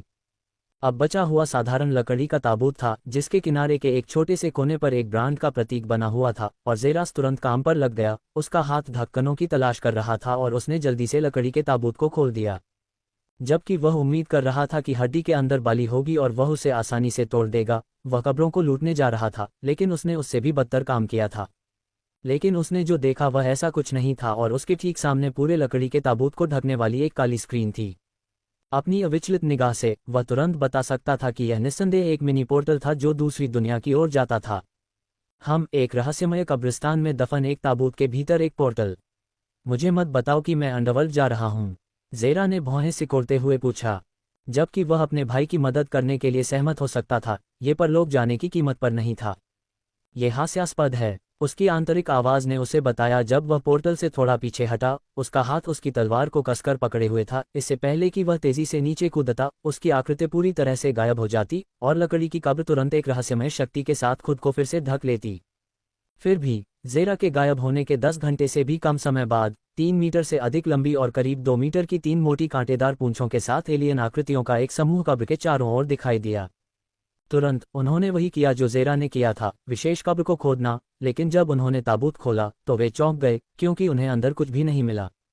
क्या बात है, विशेष प्रवेश द्वार का पहले ही उपयोग किया जा चुका है। एलियंस में से एक ने चौंक कर दहाड़ लगाई, जबकि अन्य भी अविश्वास में ताबूत को घूर रहे थे। कबीला 10,000 से अधिक वर्षों से इस ताबूत का उपयोग कर रहा है। इसका उपयोग कैसे किया जाता है? किसी ने इस विशेष स्थान को कैसे पाया? यह असंभव है। शांत जगह जगह एक गर्जना गूंज उठी, जिसके परिणामस्वरूप हवा का एक शक्तिशाली बवंडर दूर तक चला, जिसका स्रोत कोई और नहीं बल्कि असाधारण रूप से छोटे एलियंस के विशाल जबड़े में से एक था। वह केवल 2 मीटर लंबा था, दूसरों की तुलना में एक पूरा मीटर कम। फिर भी जब उसने अपना शब्द बोला तो जगह में मौजूद सभी लोग शांत हो गए। उसकी लाल आंखें क्षेत्र को स्कैन कर रही थीं, उसके जघन्य पंजे ताबूत के चारों ओर जमीन खोद रहे थे, इससे पहले कि वह उसे अपनी नाक से लगाए। किसी ने वास्तव में हमें हरा दिया। एक युवा 100 वर्ष से कम आयु का और सूक्ष्म क्यूई की खेती कर रहा है। देव प्रतिभाओं में से कौन इस मानदंड पर खरा उतरता है? उसने अपने बगल में एक को देखते हुए पूछा, जिसके हाथ में तुरंत एक विशाल पुस्तक दिखाई दी, और उसने बिजली की गति से पृष्ठों को स्वाइप किया, फिर दूसरों की ओर मुड़ा और अपना सिर हिलाया। कोई नहीं। एकमात्र देव प्रतिभा जो सूक्ष्म मन की खेती करती है और 100 वर्ष से कम आयु की है, वह युवा ऋषि स्टेला है। हर दूसरा प्रतिभाशाली व्यक्ति 100 वर्ष से अधिक उम्र का है। युवा ऋषि स्टेला 90 वर्ष की आयु में सबसे कम आयु के देव संतान हैं। 100 वर्ष से कम आयु का होना असंभव है, दूसरे एलियन ने कहा, जबकि युवा एलियन व्यक्ति की आंखें गहरी सोच में चमक उठीं। एक गुनगुनाहट की आवाज़ जो उसकी मोटी आवाज़ के कारण एक गुर्राहट की तरह लग रही थी, उसके चेहरे पर एक बड़ी मुस्कान दिखाई देने से पहले धीरे से सुनाई दी, जो उसके कानों के किनारे तक फैल गई। एक व्यक्ति जो देव प्रतिभा रैंकिंग में नहीं है ना? क्या वह उस उजाड़ भगवान की संतान क्षेत्र का कोई आदिवासी हो सकता है? अध्याय 666, एक अजीब जगह। उसने कहा, एक ऐसा शब्द जिससे ज़ेरा का जबड़ा जमीन पर गिर जाता। भगवान के बच्चों का क्षेत्र ताकामहाग्रा ब्रह्मांड में सबसे ऊंचा क्षेत्र था, और युवा एलियन कह रहा था कि यह एक उजाड़ जगह थी। अगर यह एक उजाड़ जगह थी, तो भगवान के बच्चों के क्षेत्र से बेहतर कौन सी जगह उजाड़ मानी जा सकती है? ये हमारे कांटेदार असुर का भगवान के क्षेत्र में प्रवेश करने का एकमात्र तरीका है। अन्य भगवान प्रतिभाओं के पास अपना रास्ता है, इसलिए वे हमारे पास नहीं आते या वे युद्ध शुरू करने के लिए तैयार हैं। इसका मतलब है कि एक व्यक्ति जो उस स्थान से संबंधित नहीं है, उसने पहले ही हमारी जगह ले ली है, उसने सोचा। हम क्या करें, युवा शैतान मास्टर? हम उसका इंतजार करते हैं, और जो कुछ भी वह हमें देना है उसे वापस लेते हैं, शायद उससे भी ज्यादा। फिर भी आप सभी उसके लिए सबसे पहले जीवित वापस लौटने की प्रार्थना करते हैं। पानी की सतह अलग हो गई, पानी आसमान में उछलने लगा क्योंकि ज़ेरास ने अपने शरीर को अनियंत्रित रूप से पानी के शरीर में पटक दिया। फट गया। तुरंत लहरदार सतह एक बार फिर हिंसक रूप से हिल गई क्योंकि उसने अपना सिर पानी से बाहर निकाला, तैर रहा था। फिर भी उसका चेहरा बदल गया जब उसने कुछ अजीब देखा। मैं उड़ नहीं सकता। ज़ेरास ने एक भौं उठाई, इस तथ्य को देखते हुए कि वह पानी से बाहर नहीं तैर सकता था। लेकिन उसका सदमा तभी शुरू हुआ जब उसने अपनी चेतना को तेजी से अपने शरीर में डाला और उसके जबड़े खुले रह गए। मैंने अपनी साधना खो दी है, उसने खुद से सदमे में कहा। ज़ेरा की रीढ़ पर, जिसने उसके सूक्ष्म मन को संग्रहित किया था, वह नए रूनों का एक सेट दिखाई दे रहा था, और उसके शरीर के भीतर विभिन्न रूनिक रेखाओं ने उसके भीतर मौजूद हर मन को पूरी तरह से सील कर दिया, जिससे उसे केवल उसकी शारीरिक क्षमता ही बची। मैं रूनों को नहीं तोड़ सकता। यह एक क्षेत्र का कानून है, ज़ेरास ने सोचा, अपनी सूक्ष्म ऊर्जा को बलपूर्वक आह्वान करके रून को तोड़ने की अपनी क्षमता को विफल होते हुए पाया। ऐसा लग रहा था जैसे उसके और उसके सूक्ष्म मन के सामने एक बाधा खड़ी कर दी गई हो। ठीक है, मैंने अपनी सूक्ष्म साधना खो दी है, लेकिन फिर भी मेरी शारीरिक शक्ति वैसे भी मेरी शक्ति के आधे के बराबर है। मैं कम से कम ठीक तो रहूंगा। अब मुझे जमीन ढूंढनी होगी, ज़ेरास ने सोचा, अपने चारों ओर देखते हुए, और जल्द ही उसने अपनी तरफ तैरती हुई एक छोटी नाव देखी, और अगले ही पल ज़ेरास का शरीर कठोर हो गया। वह पानी में तैरते हुए मृत होने की सांस ले रहा था और बस गतिहीन रहा, जिससे पानी उसे इधर उधर खींच रहा था। चाचा, क्या आपने ये देखा? एक महिला की आवाज़ गूंजी। उसके छोटे चमकीले नारंगी बाल थे, जिसमें एक जोड़ी चुभने वाली नारंगी रंग की पुतलियां थीं, जो उसके बालों और आंखों से मेल खाती थीं, और देखने पर एक ऐसा प्रभाव पैदा करती थी जिसे भूलना असंभव था। उसका चेहरा बहुत खूबसूरत था, मुलायम दिखने वाले गुलाबी होंठ और बटन जैसी नाक थी। एक मोटी गुनगुनाहट की आवाज़ छोटी नाव में गूंज रही थी, जब वह दुबला पतला आदमी, छोटे भूरे बाल और जुरीदार चेहरा लिए हुए था। फिर भी बुरा लग रहा था। उसकी हरी आंखें उसके बाहरी चेहरे को धोखा दे रही थीं, जो जीवन से चमक रहा था, और उसने अपनी आंखें दूर तक सिकोड़ लीं और पानी पर तैर रहे चांदी के बालों वाले युवक पर टिक गई। ऐसा लगता है कि मामला यही है, उसने कहा। फिर भी उसने कोई हरकत नहीं की और बस नाव पर वापस बैठ गया। लेकिन क्या हमें उसे बचाना नहीं चाहिए? उसने जल्दी से पुकारा, जबकि बूढ़ा आदमी थकान में अपना सिर हिला रहा था। उन दूसरी दुनिया के लोगों के आने के साथ तुम अभी के लिए अजनबियों से दूर रहकर खुद पर एहसान कर रही हो, फेलिसी, बूढ़े चाचा ने कहा, जब अचानक उसने फेलिसी को अपनी सीट से उठते हुए, किनारे की ओर बढ़ते हुए और नाव चलाने के लिए चप्पू उठाते हुए देखा।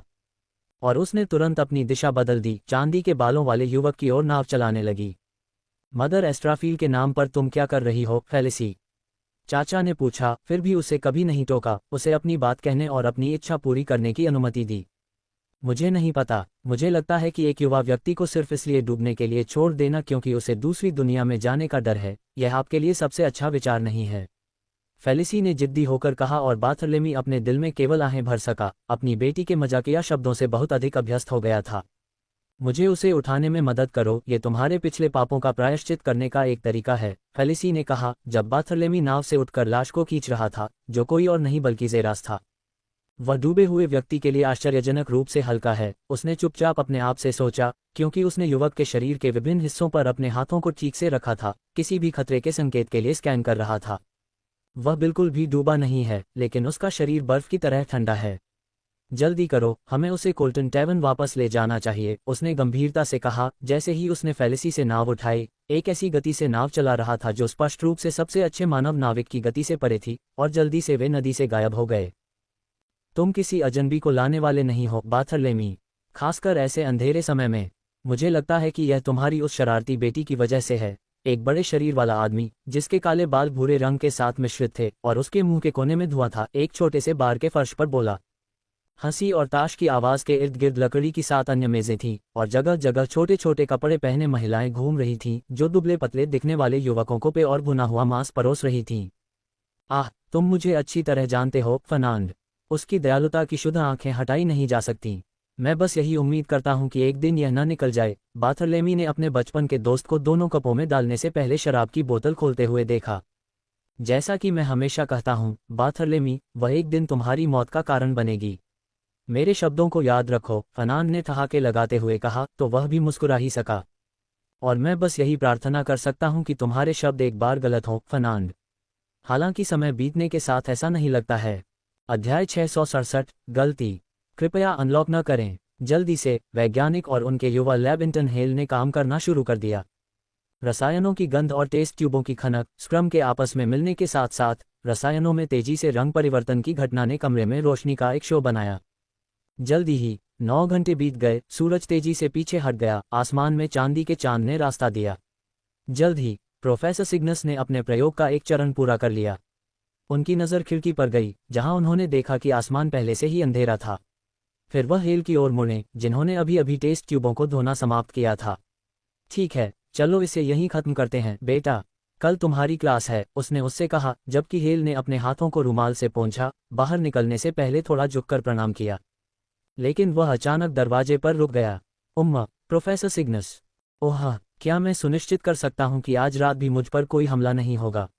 मैं उस क्षेत्र में अकेला हूं, तुम्हें पता है, और मुझे डर है। तुम ठीक हो जाओगे बच्चे, अब जाओ, प्रोफेसर सिग्नस ने उसे विदा करते हुए कहा, और हेल केवल प्रयोगशाला से बाहर निकल सकता था, उम्मीद करते हुए कि वही बात फिर से नहीं होगी। जिस जगह वह रहता था वह एक मिनी एस्टेट की तरह था, और वह उसमें अकेला था। इससे ये बहुत उजाड़ हो गया था, यही वजह है कि वे आसानी से उस पर हमला कर सकते थे। अगर वह छात्र छात्रावास के कमरे में रहता, जिसके अपने रक्षक होते, तो वहां की चहल पहल भरी गतिविधियों के कारण वहां कोई अवरोध खड़ा करना असंभव होता और हत्या करना असंभव होता। लेकिन फिर भी, उसे कल जो सबक सिखाया गया था, उसके बाद भी उसे उस वीरान जगह पर वापस जाना पड़ता। फिर भी, उसके पास क्या विकल्प था? ऐसा नहीं था कि उसके पास रहने के लिए कोई अलग जगह थी, और वह अपनी पूरी रात संस्थान में घूमते हुए या बाहर सोते हुए नहीं बिताता। इसलिए वह केवल अपने स्थान पर वापस जा सकता था, उम्मीद करता था कि यह उसकी ओर भेजी जाने वाली आखिरी हत्या होगी। सिस्टम इंटरफेस सक्रिय करें। बधाई हो, छिपी हुई खोज पूरी हुई, अपनी निश्चित मृत्यु से बचो सफलतापूर्वक पूरी हो गई है। पुरस्कार: 1. जोड़ 5 level up card. 2. Plus 5000 XP। 3. एक नई सांख्यिकी सुविधा अनलॉक की गई है, पुनर्जनन। System interface. नाम: हेल विंटरलॉक। शीर्षक: कोई नहीं। जाति: उच्च आर्काना मानव NOVELBN.C ओम। कल्टीवेशन: एक ग्रेड कोर साइबरनेटिक विशेषज्ञ। मध्य जादू प्रशिक्षु क्षेत्र। स्तर: 16। EXP 6700 10,000। होस्ट के पास 5 लेवल अप कार्ड हैं। क्या होस्ट लेवल अप करना चाहता है? हाँ, -1 लेवल अप कार्ड। होस्ट ने लेवल अप कर लिया है। ऊपर 15 विशेषता अंक प्राप्त हुए। शेष स्तर अप कार्ड 4। -1 स्तर अप कार्ड। होस्ट ने स्तर ऊपर कर लिया है। जोड़ 5 विशेषता अंक प्राप्त हुए। शेष स्तर अप कार्ड 3। -1 स्तर अप कार्ड। होस्ट ने स्तर ऊपर कर लिया है। जोड़ 5 विशेषता अंक प्राप्त हुए। शेष स्तर अप कार्ड 2। -1 स्तर अप कार्ड। मैंने आखिरी स्तर ऊपर खो दिया। जोड़ 5 विशेषता अंक प्राप्त हुए। शेष स्तर अप कार्ड 1। -1 स्तर अप कार्ड। होस्ट ने स्तर ऊपर कर लिया है। जोड़ 5 विशेषता अंक। Level up card 0। एलॉस्ट का नया लेवल 21। कुल विशेषता अंक 75। क्या होस्ट विशेषता अंक वितरित करना चाहता है?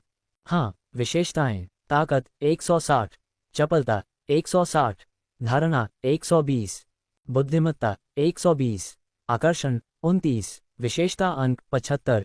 625 ओ। होस्ट विशेषता अंक कैसे वितरित करना चाहेगा? पिछली रात जो कुछ हुआ, उसके साथ हेल का दिल उसके गले तक बढ़ गया था, और वह जानता था कि अब उसे जिस एक चीज की सबसे ज्यादा जरूरत है, वह है ताकत और गति। कम से कम अभी के लिए, जब वह अच्छी तरह जानता था कि उसकी कभी भी हत्या हो सकती है। उसे ऐसी स्थिति में या तो ताकत की जरूरत होगी या बस भाग जाना होगा। सबसे अच्छी बात यह थी कि उसकी ताकत को तेजी से बढ़ाया जाए, और ऐसा करने का एक तरीका उसके विशेषता बिंदुओं का उपयोग करना था। शक्ति में 40 गुण बिंदु जोड़ें, चपलता में 30 जोड़ें, आकर्षण में 1 जोड़ें, और धारणा में 4 जोड़ें। हेल ने कहा। उसने अपने आकर्षण में 1 बिंदु जोड़ने का विकल्प चुना था ताकि इसे एक पूर्ण सम संख्या बनाया जा सके, और बाकी को उसकी धारणा में जोड़ा जा सके, जो कि उन कारणों में से एक था जिसके कारण वह हत्या का पता लगाने में सक्षम था। जल्दी से। फिर भी, जबकि हेल सिस्टम की तत्काल प्रतिक्रिया की उम्मीद कर रहा था, उसे बिल्कुल भी कुछ महसूस नहीं हुआ। क्या हो रहा है? हेल सिस्टम की ओर मुड़ने से खुद को रोक नहीं सका, चिंतित था कि वह अब गुण बिंदुओं में अंक नहीं डाल सकता। ये दर्दनाक होगा, अपने आप को तैयार करो, सिस्टम ने कहा, और अगले ही पल हेल के दोनों घुटने जेली की तरह कमजोर महसूस हुए। वह अचानक सिर के बल जमीन पर गिर गया, उसका शरीर तेजी से ऐंठने लगा। उसकी त्वचा से हरी नसें बाहर निकल आईं, जो छोटे सांपों की तरह नीचे की ओर छटपटा रही थीं। कभी कभी कोई उन्हें एक सुनहरी रोशनी से चमकते हुए देख सकता था जो चमकती थी उन्हें, जिससे नसों का आकार थोड़ा बड़ा हो गया। हेल को अपेक्षित दर्द महसूस नहीं हुआ। इसके बजाय उसके बाद एक तीव्र सुन्नता की भावना हुई और उसे अपने शरीर को तेजी से गायब होते हुए महसूस करने की क्षमता हुई, जैसे कि उसे जबरदस्ती से अपहृत कर लिया गया हो। फिर भी ये भावना लंबे समय तक नहीं रही, लगभग आधे मिनट के बाद गायब हो गई। एक बार फिर उसे लगा कि उसकी होश वापस आ रही है। खुद को ऊपर धकेलने के लिए अपने हाथों को जमीन पर रखते हुए टाइल के टूटने की आवाज़ सुनाई दी। जैसे ही हेल ने अपनी भौं उठाई, फिर उसने धीरे से अपने हाथ की ओर देखा और देखा कि जिस जमीन पर टाइल रखी हुई थी उस पर एक मकड़ी का जाला था। क्या क्या बकवास है, हेल ने सोचा, लेकिन अविश्वास में उसने अपना बायां हाथ जमीन पर रखा और खुद को ऊपर धकेलने की कोशिश की, लेकिन उसके हाथों के नीचे की जमीन तुरंत टूट गई, क्योंकि हेल ने खुद को जबरदस्ती ऊपर उठाया। उसने अपने पैरों के नीचे एक छोटा सा गड्ढा बनते देखा।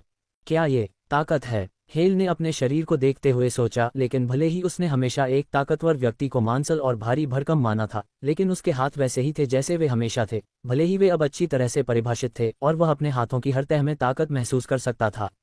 लेकिन इतना बड़ा अंतर किस वजह से हुआ?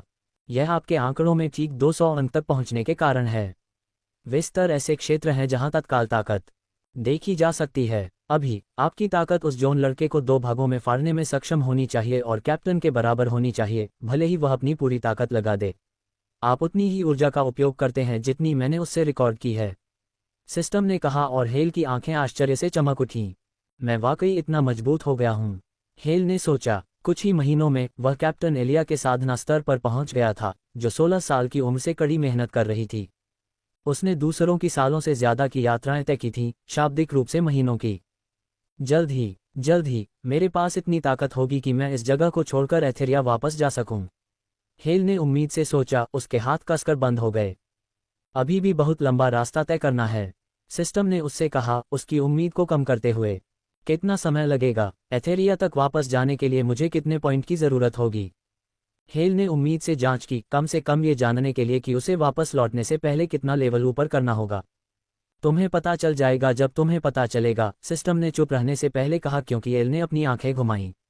मैं आधे अधूरे मन से पहले से ही इसकी उम्मीद कर रहा था। तुम्हारे दिमाग का एक हिस्सा अभी भी क्षतिग्रस्त है।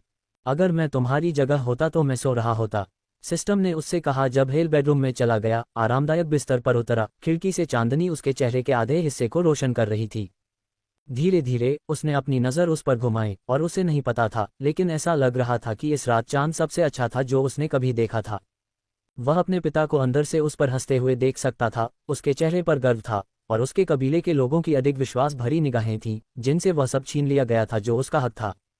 यह उसकी प्रेरणा का स्रोत था कि वह जितनी तेजी से हो सके उतनी तेजी से आगे बढ़ता रहे।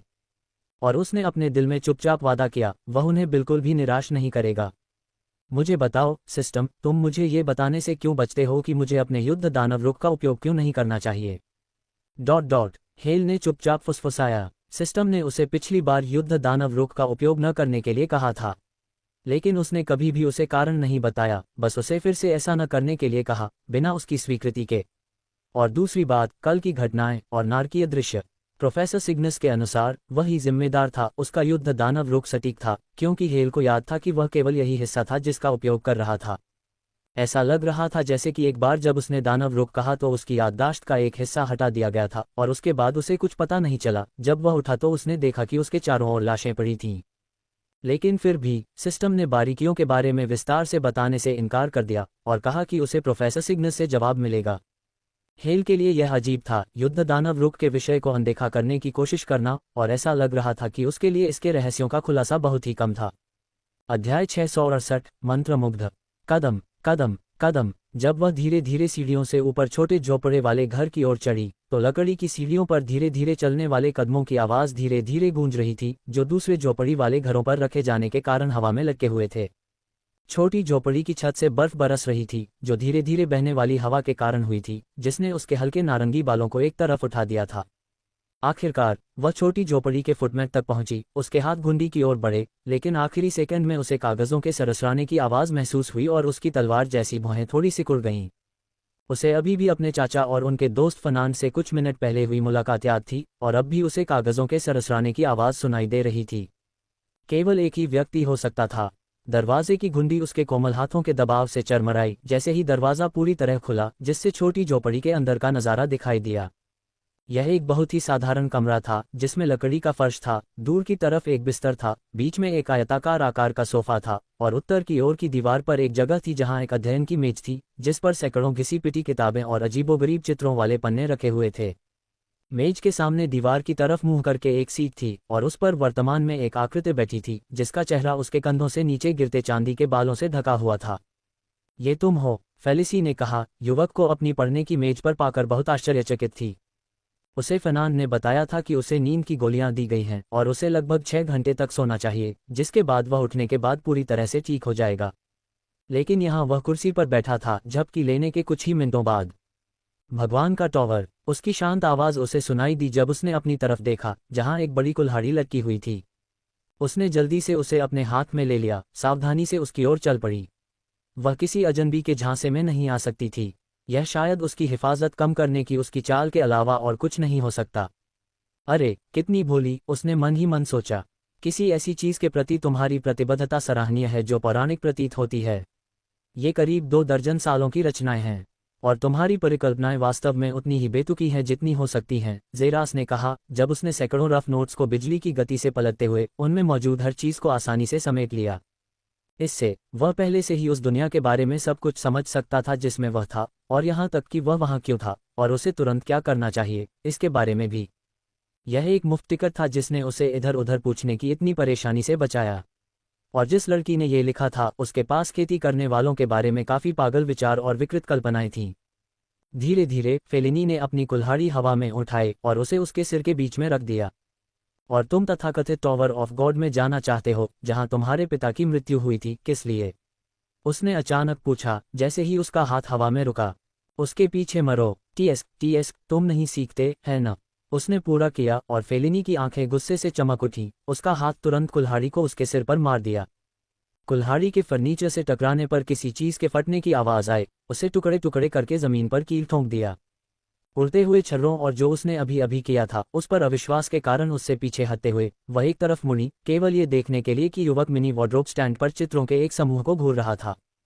मुझे आश्चर्य नहीं हुआ, उसने कहा, अपना चेहरा उसकी तरफ घुमाने से पहले सीधा खड़ा हुआ। तुरंत उसके असली चेहरे को देखकर उसका मुंह खुला का खुला रह गया।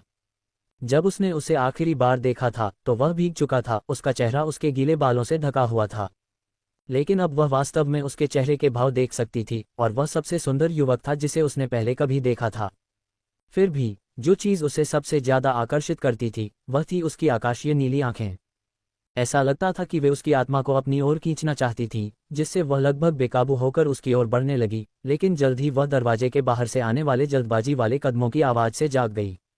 जल्द ही कमरे में एक नई आकृति आई। उसकी आंखें पहले ज़ेरास की ओर मुड़ीं, जिसके परिणामस्वरूप आश्चर्य की एक झलक मिली। लेकिन फिर उसने फेलिसी को देखने के लिए मुड़कर देखा, इससे पहले कि वह ज़मीन पर कुल्हाड़ी और उसके चारों ओर टूटे हुए फर्नीचर के टुकड़े देखती। क्या तुम ठीक हो, फेलिसी?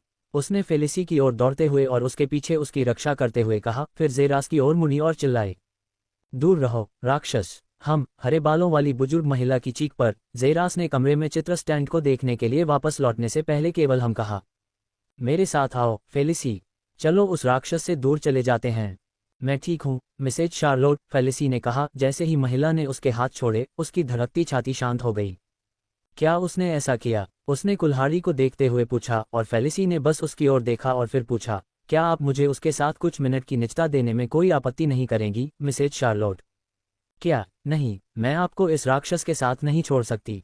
बहुत कृपा करके, मिसेज शार्लोट। पुराने दिनों की याद में फेलिसी ने पिल्ला जैसी आंखों से कहा, जबकि मिसेज शार्लोट का चेहरा सिकुड़ गया था, जैसे कि निर्णय पर आना मुश्किल हो रहा हो, इससे पहले कि वह अंततः आह भरती। ठीक है, लेकिन मैं अब जाकर तुम्हारे चाचा को बुलाती हूँ, उसने कहा, बाहर की ओर बढ़ते हुए ज़ेरास को देखने से पहले। बेहतर होगा कि तुम कुछ भी अजीब करने की कोशिश न करो, या फिर उसके चाचा तुम्हारी खाल उधेड़ देंगे। मेरे शब्दों पर ध्यान दें, महिला ने आत्मविश्वास से कहा और फिर दरवाज़ा बंद करके तेजी से सीढ़ियों से नीचे उतर गई। उसके तेज कदमों की आवाज़ धीरे धीरे उसके कानों से ओझल हो गई। तुम उन दूसरी दुनिया वालों में से एक हो, फेलिसी ने तुरंत कहा। मिसेज शार्लोट के कदमों की आवाज़ पीछे हट गई। और ये दूसरी दुनिया वाले कौन हैं? उसने उससे जवाब में पूछा। अध्याय 669, मंत्रमुग्ध 2। मेरे साथ मूर्खता मत करो, फेलिसी ने बिना किसी हिचकिचाहट के चिल्लाते हुए कहा। उसने उन दूसरी दुनिया के लोगों के बारे में कहानियां सुनी थीं कि वे कितने शरारती और दुष्ट हैं, लेकिन उससे भी ज्यादा उनकी ईश्वरीय क्षमताओं के बारे में कहानियां थीं। उसने अभी अभी उसे अपनी जगह से गायब होते और कमरे के दूसरे छोर पर पहुंचते हुए देखा था, जहां उसने अपनी कुल्हाड़ी के वार को रोक दिया था।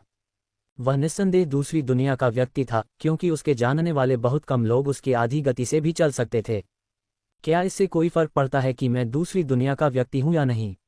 जेरास ने अपना सिर हिलाते हुए फेलिसी की ओर बढ़ते हुए पूछा, जो सावधानी से पीछे हट गई, लेकिन वह वास्तव में उसके पास नहीं पहुंच पाई और फिर दरवाजे की ओर बढ़ गई, बाहर निकलने की तैयारी कर रही थी। उसे पहले ही वह जानकारी मिल गई थी जिसकी उसे जरूरत थी। यहाँ उसका उद्देश्य पूरा हो चुका था और यह उसके जाने का संकेत था। रुको, वह उसके पीछे चिल्लाए और वह भी बाहर की ओर भागी। उसने देखा कि जेरास वहां से निकल गया है। बहुत समय हो गया है जब से मैंने बर्फ गिरते हुए देखी है, जेरास ने चुपचाप सोचा। उसके चेहरे पर भारी बर्फ गिर रही थी। बर्फ को भूलकर उसके आसपास की जगह लुभावनी थी। एक शांत गांव जो प्राचीन बर्फ की मोटी परत से ढका हुआ था। इमारतों की गुंबददार छतें और सुंदर मीनारें पीली चांदनी के नीचे चमक रही थीं। इलाके के घरों की खिड़कियां जो अजीब तरह से एक दूसरे के ऊपर खड़ी झोपड़ियों की तरह दिखती थीं, बर्फीले परिदृश्य पर एक सुनहरा रंग डालते हुए एक गर्म आमंत्रित प्रकाश उत्सर्जित करती थीं। गांव के चारों ओर ऊंचे सदाबहार पेड़ राजसी ढंग से खड़े थे। उनकी शाखाएं बर्फ से लदी हुई थीं, जो दृश्य की शांत सुंदरता को और बढ़ा रही थीं। कोमल घुमावदार गलियां और रास्ते सावधानी से बनाए गए बर्फ से ढके हुए बाड़ों से सजे हुए थे, जो आकर्षक आंगन और छिपे हुए कोनों की ओर ले जाते थे। दूरी पर बर्फीले पानी के ऊपर एक नाजुक पुल बना हुआ था, जो एक दूर के द्वीप की ओर जाता था, जहां वह बहुत ही अजीब लेकिन परिचित आभा के साथ मिश्रित जीवों की बड़ी उपस्थिति महसूस कर सकता था। बर्फीले वंडरलैंड ने जेरास का ध्यान कुछ समय के लिए आकर्षित किया, जिससे वह अपने कदमों को रोककर बस हर चीज को देखता रहा, अपनी नजर हटाने में असमर्थ, यहाँ तक कि उसके ठीक नीचे रुके हुए भारी कदमों की आवाज सुनने के बाद भी। ये किसी और का नहीं बल्कि फर्नांड और बाल्थेमोर का था, जो श्रीमती चार्लोट द्वारा उस भारी नींद में सोए हुए युवक के जागने के बारे में सचेत किए जाने के बाद यहाँ पहुंचे थे। उन्हें नहीं पता था कि वह कौन था, लेकिन इतनी भारी नींद में सोए हुए और अपनी बेटी के आसपास होने के बाद इतनी जल्दी जाग जाना दोनों बूढ़े लोगों को अपने प्यारे पे को पीछे छोड़ने और उस जगह की ओर दौड़ने के लिए पर्याप्त था। लेकिन उन्होंने जो देखा वह चांदी के बालों वाला युवक था, जो गिरती बर्फ को देखकर चकित हो गया था, और उसके बहुत पीछे स्पष्ट रूप से घबराई हुई फेलिसी थी, जिसके फैले हुए हाथों ने उन्हें युवक को वापस बुलाने की संभावना का संकेत दिया। ऐसे दृश्य में फंसकर उन्हें समझ में नहीं आया कि क्या करें। सोच रहे थे कि क्या युवक को परेशान करना ठीक रहेगा, जो कि अवास्तविक प्रतीत होने वाली स्तब्ध स्थिति में था। फेलिसी, क्या तुम ठीक हो? बाल्थेमोर ने कहा, कुशलता से सीढ़ियों पर जेरास के पास से गुजरते हुए और अपनी प्यारी बेटी के पास पहुंचते हुए। उसे उसकी सुरक्षा के अलावा किसी और चीज की परवाह नहीं थी। तुम बर्फ को ज्यादा नहीं देख पा रहे हो? सुंदर है न? जेरास को आवाज सुनाई दी और उसने सहजता से अपना सिर हिलाया, टिप्पणी को स्वीकार करते हुए। लेकिन तभी उसने खुद को संभाला और बूढ़े आदमी को घूरते हुए पहचान लिया कि उसे नींद आ गई थी। दुर्भाग्य से उसकी झपकी ने उसे केवल 1 मिनट के लिए ही बेहोश किया, उसके बाद वह एक बार फिर जाग गया। एक दूसरे को घूरते हुए बर्फ और भी भारी हो गई, क्योंकि चांद की रोशनी से और भी मंद होती दिख रही थी। अंदर आओ, बर्फ बहुत भारी है और ऐसा लगता है कि यह जल्द ही रुकने वाली नहीं है, फर्नांड ने उसके पास से गुजरते हुए उसके कंधे को 2 बार थपथपाते हुए कहा। भौहें सिकोड़ते हुए जेरास ने बर्फ की ओर देखा। इसने उसे बिल्कुल भी प्रभावित नहीं किया और केवल थोड़ा सा उसका दृश्य अवरुद्ध किया, लेकिन वह अभी भी इसके भीतर से निकल सकता था। लेकिन अंत में उसने अपने प्रति दिखाए गए दयालु इशारे को अनदेखा करने का फैसला किया और फर्नांड के पीछे छोटी सी झोपड़ी में वापस जाने का फैसला किया। अलमारी के नीचे रखी लकड़ी की चटकती हुई आवाज पूरे छोटे से कमरे में गूंज रही थी, जहां कुल 3 आकृतियां दिखाई दे रही थीं। वे कोई और नहीं बल्कि फर्नांड, जेरास और बाल्थेमोर थे। फेलिसी को रात को आराम करने के लिए उसके कमरे में भेज दिया गया था, ताकि तीनों पुरुषों को उनकी निजता मिल सके। लकड़ी की चटकती आवाज के अलावा सिर्फ फर्नांड के मुंह में रखे पाइप से धुआं निकल रहा था, जिसने अपनी आंखें बंद कर ली थीं, धूम्रपान का मजा ले रहा था, जबकि बाल्थेमोर बस जेरास को सावधानी से देख रहा था, जिसकी पुतलियों में आग में लकड़ी चटकती हुई दिखाई दे रही थी। कितनी शांति है, ये बहुत समय से खोए हुए दुश्मनों की सभा की तरह है, फर्नांड ने दिल खोलकर हंसते हुए कहा, जब जेरास ने धीरे धीरे अपनी नजर लकड़ी से हटाकर उन पर घुमाई। दोनों पुरुषों में उससे मन का जरा सा भी निशान नहीं दिखाई दे रहा था, फिर भी उनके दोनों हल्के झुर्रियों वाले चेहरों को देखकर वे स्टील से भी ज्यादा मजबूत लग रहे थे। आकाशगंगा श्रेणी के साधक से उनका कोई फर्क नहीं था। आपकी आंखें हमें देखकर आश्चर्यचकित हैं। आप यहाँ से नहीं हैं, है न? फर्नांड ने कहा, अपने धुएं की एक बड़ी मात्रा को हवा में उड़ाते हुए। खुद धूम्रपान करने वाला होने के कारण जेरास को इससे कोई खास परेशानी नहीं हुई और उसने उस आदमी को सिर हिलाया। मुझे लगता है कि आप सभी अन्य दुनिया के लोगों को यही कहते हैं, जेरास ने पूछा, जिसके परिणामस्वरूप फर्नांड ने सिर हिलाया। आप अजीब हैं। यहाँ के अन्य दुनिया के लोग पहले से ही जानते हैं कि हम उन्हें अन्य दुनिया के लोग कहते हैं, लेकिन आपको बिल्कुल भी पता नहीं है, लेकिन निश्चित रूप से यहाँ के नहीं हैं। आखिर आप कौन हैं? बाल्थेमोर ने पूछा, उसकी निगाहें संदेह में सिकुड़ी हुई थीं। जेरास को नहीं पता था कि क्यों, लेकिन वह बता सकता था कि वह आदमी वास्तव में उसे इतना पसंद नहीं करता था। लगभग ऐसा लगता था कि उसे अन्य दुनिया के लोगों से नफरत थी, क्योंकि वह उसे तीखेपन से देख रहा था, फर्नांड की निगाहों के विपरीत जो अधिक शांत लग रही थी। अध्याय 670 चर्चा 1। मैं शायद एक बिल्कुल अलग दूसरी दुनिया का व्यक्ति हूँ, आप कह सकते हैं। एक अलग व्यक्ति जिसे कभी पता ही नहीं था कि यह चीज़ कैसे काम करती है। उसे बस एक अजीब पोर्टल मिला और वह उसमें कूद गया और खुद को यहाँ पाया। क्या तुम समझ रहे हो? जेरस ने उसे यहाँ उसके अस्तित्व की वास्तविकता समझाई। तो तुम एक रहस्यमयी पोर्टल पर संयोग से पहुंच गए और उसमें कूद गए? फर्नांड ने पूछा। जेरस ने अपना सिर हिलाया। हाँ, मूल रूप से यही सब हुआ, उसने जवाब दिया जब उसने उन दोनों को एक दूसरे को देखते हुए और जोर से हंसते हुए देखा। हवा में धुएं के गुब्बार उड़ रहे थे। हाँ, तुम जानते हो युवा, अब हम तुम पर विश्वास करते हैं। दूसरी दुनिया के लोगों के बारे में एक बात यह है कि, फर्नांड ने एक और धुआं पीते हुए कहा, वे हमारे जैसे प्रतीत होने वाले नश्वर लोगों से झूठ बोलने के लिए बहुत घमंडी हैं। बाल्टीमो ने उसे पूरा करने में मदद की, उसकी आवाज़ में चिड़चिड़ाहट और मजाक था। या इससे भी ज्यादा, वे तुम्हारे जैसे नश्वर लोगों से बात करने से घृणा करते हैं। उनका मानना है कि हम जीवन के सबसे निचले स्तर पर हैं और वे छोटे छोटे देवता हैं जिनका केवल अनुसरण किया जा सकता है और कभी भी उनकी अवज्ञा नहीं की जा सकती। फर्नांड ने उससे कहा, जबकि जेरास ने अपनी भौहें सिकुड़ी। वह व्यक्ति जिस दूसरे लोग के बारे में बात कर रहा था, वे निश्चित रूप से बाहरी दुनिया के प्रतिभाशाली लोग थे, लेकिन वे जिस दुनिया से हैं वह कुछ ऐसा है जो उसके ज्ञान से परे है। उसने कभी नहीं सुना था कि तीनों संप्रदायों में से कोई भी इस स्थान पर किसी क्षेत्र अभियान की तैयारी कर रहा हो।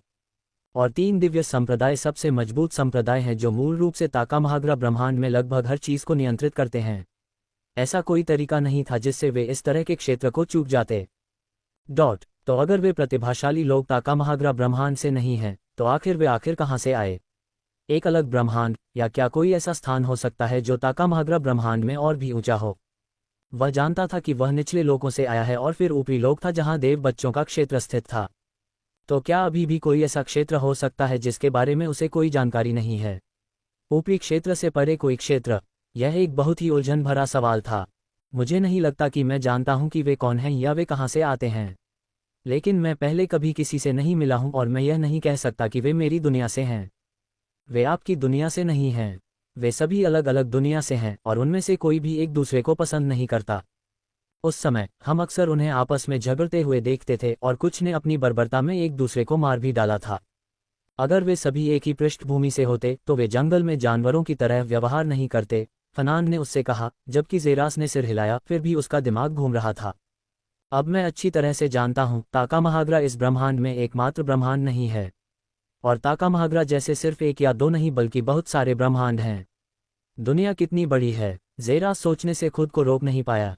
मैंने टेबल पर कुछ किताबें देखीं और कुछ शिलालेख और भगवान के टॉवर के बारे में कुछ नोट्स देखे। ये सब क्या है? जेरास ने सहजता से पूछा और उसे बाल्टीमो से उसका जवाब मिला। यही तो वे सभी यहाँ आए हैं। टॉवर, ऐसी कहानियां हैं कि इसमें वह सब कुछ है जो एक सच्चे भगवान या ऐसा कुछ होने के लिए आवश्यक है। किसी तरह का परीक्षण पूरा करने और पुरस्कृत होने या ऐसा कुछ होने के आधार पर, बाल्टीमो ने उससे कहा, जबकि हेल की भौं भ्रम में उठी हुई थी, फिर भी उसका दिमाग अंदर ही अंदर घूम रहा था। भगवान का टॉवर, क्या ये वही टॉवर हो सकता है जो पूरे संप्रदाय में दिखाई दे रहा है? उसने सोचा। पुस्तक, मुझे पुस्तक की जांच करने की जरूरत है, जेरास ने खुद से सोचा। वह आत्मविश्वास से कह सकता था कि वह व्यक्ति था जिसने किसी न किसी तरह से उन टावरों को प्रकट किया था और यह उसके मार्शल गॉड हॉल में उस सीलबंद पुस्तक की जांच करने के कारण था। उसके बाद वह अपनी गहन साधना और विभिन्न महत्वपूर्ण स्थितियों के कारण एक बार भी पुस्तक को देखने में असमर्थ रहा था, लेकिन अब उसे इसे जांचना था। उसे याद है कि उसने इसके एक या दो पृष्ठ जगाए थे। शायद यह उसे इस सब के अंधेरे से बाहर निकलने में मदद कर सके। आपकी बेटी ने इनमें से बहुत सी बातें लिखी हैं। इसे लिखने में वाकई कई साल लगे होंगे और यह कड़ी मेहनत सराहनीय है, क्या आपको नहीं लगता? जेरास ने अचानक सोफे से उठकर टेबल की ओर बढ़ते हुए कहा, जहां उसने टेबल पर मौजूद विभिन्न नोट्स को देखा। इससे हजारों परिकल्पनाएं और प्रतीत होता है कि पूर्ण सिद्धांत, हजारों रहस्यमय प्रश्न, हजारों उत्तर निकले। यह एक पागल वैज्ञानिक की डायरी की तरह था जो प्राचीन काले जादू के रहस्यों को जानने की कोशिश कर रहा था। इसमें किए गए काम की मात्रा ने उसे बहुत चौंका दिया, लेकिन साथ ही उसकी जिज्ञासा को भी जगाया। कोई ऐसा क्यों करेगा? तुम्हें पता है कि वे बिल्ली के बारे में क्या कहते हैं, है न? जिज्ञासा बिल्ली को मार देती है, जेरास ने जवाब दिया। सच है। हमारे बीच कुछ लोग हैं जो इस दुनिया के मूल निवासी हैं, जो दूसरी दुनिया के लोगों में बहुत रुचि रखते हैं, उनकी प्रतीत होने वाली पौराणिक क्षमताओं के पीछे छिपे रहस्यों को उजागर करना चाहते हैं। भोले लोग, फनान ने कहा, जबकि जेरास लगातार सिर हिला रहा था। लेकिन आप इसे एक नश्वर की तरह देख सकते हैं जिसने एक बार भगवान को देखा। देवताओं के अस्तित्व के बारे में सच्चाई जानने के लिए उसके दिल में हमेशा एक अंतहीन जलन रहेगी। आप इसे स्वाभाविक भी कह सकते हैं। हर व्यक्ति अपनी सारी उम्र अपनी अक्षमता को सुधारने में बिता देता है। भगवान को देखना उसे अपनी अक्षमता की और भी अधिक याद दिलाता है और इसलिए वह अपनी अक्षमता को सुधारने की और भी अधिक इच्छा रखता है, आप जानते हैं। जेरास ने लापरवाही से उत्तर दिया, जबकि फनान ने उसकी पीठ की ओर देखा। उसकी आंखें सदमे में चमक रही थीं, इससे पहले कि वह उपहास करता। एक नश्वर की भगवान के बारे में जिज्ञासा और उसकी खोज करने की हिम्मत केवल उसकी मृत्यु का कारण बनेगी। ऐसी स्थिति में हजारों लोग हैं जो अपनी मर्जी से भगवान के साथ जाने का फैसला करते हैं ताकि उसके अस्तित्व के बारे में अधिक जान सकें। अंदाज़ा लगाए, उनमें से कोई भी कभी वापस नहीं आता। तथाकथित भगवान के वापस आने के बाद भी बिना किसी घाव के वे हमेशा रहस्यमय तरीके से चले जाते हैं। इससे पता चलता है कि यह सच से कहीं अधिक था कि भगवान ने अपने स्वयं के महान एजेंडे के लिए उनका बलिदान दिया था।